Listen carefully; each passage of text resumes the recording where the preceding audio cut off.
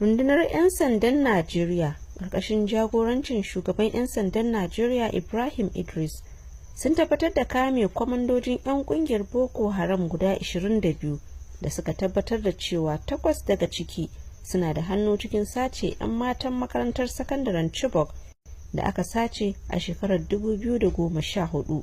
Wasu daga ciki kuwa suna kaiwa hare-haren kunar bakin wake a cikin jihohin Borno, Yobe da kuma Adamawa, har ma da masu aikata miyagun ayyuka wanda suka hada da sace jami'an tsaro tare kuma da yin kwanton bauna don hallaka jama'a. Kwamishinan 'yan sandan jihar Borno ya tabbatar da kame waɗannan mutane, inda ya ce kowanne daga ciki ya amince da aikata laifin da aka kama shi da shi. Wannan yunkurin da jami'an tsaro ke yi, musamman a wani lokacin da tsaro ta barbare, sojoji da sauran jami'an tare da goyon bayan gwamnati tarayya na aiki tukuru don ganin an kawo ƙarshen wannan matsalar ta'addanci. Mukaddashin kwamishinan 'yan sandan jihar Borno Abba Kyari, wanda ya jagoranci wannan aikin, ya ce sun ɗau lokaci mai tsayi suna bin diddigin waɗannan mutane. Muna ta monitoring wannan abubuwan ya fi shekara. Mun yi gathering intelligence seriously a kansu. Dukkan su 22 da kuke gare, they are part of this suicide bombing da suka yake faruwa a cikin gari.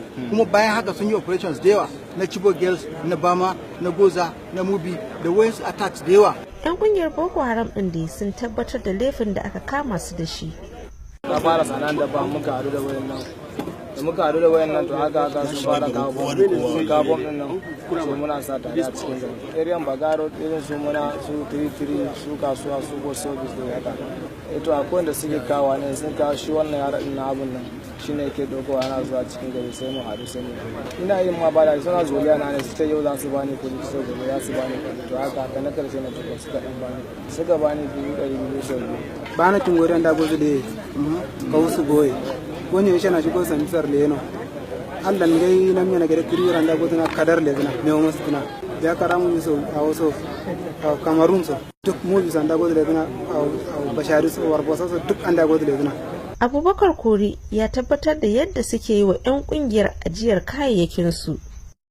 Ba Adam ne ya kai ya ajiye min sau biyu kaya, ni gadi nake a gidan mai da sai ya ce ni gadi tukuna wayan su za su zo su dauka. Sai na ajiye ni gadi da nake sai yaran kwa mu da biyu a kai suna nan wajen. Ya tura su suka zo suka dauka. Saboda Allah wannan gashi wanda muna hankali tare da shi wannan shine fara kawo alaka da su. Ni mahauci ne ina yanka da ya haɗa ni da wayansu kuma mutanen su suna zuwa suna kawo kuɗi in bai wayansu su je su yi cefane su kawo nan gidan namu su zo sai su dauka.